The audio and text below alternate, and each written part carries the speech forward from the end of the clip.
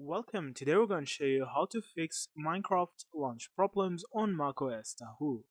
So if you're having this issue, I'm going to show you how to fix that.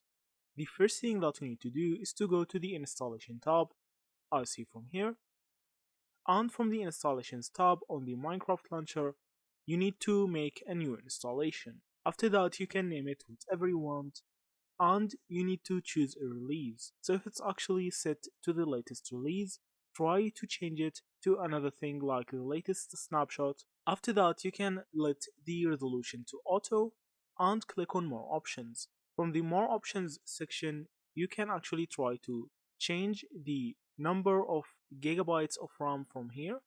So you can change it to 6 or 8 gigabytes of RAM if you have that much of RAM on your device. After that, you need to hit on install from here and see if this actually fixes your issue.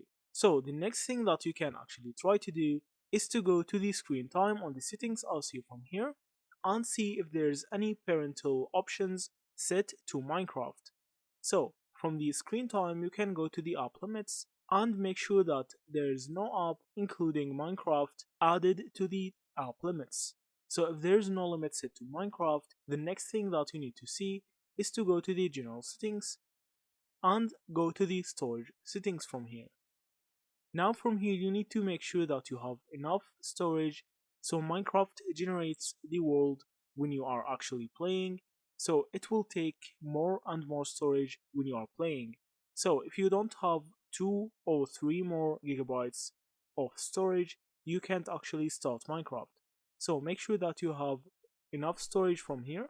If you don't have enough storage, try to delete some files and apps from here. So that's it. Thank you for watching and see you in the next videos.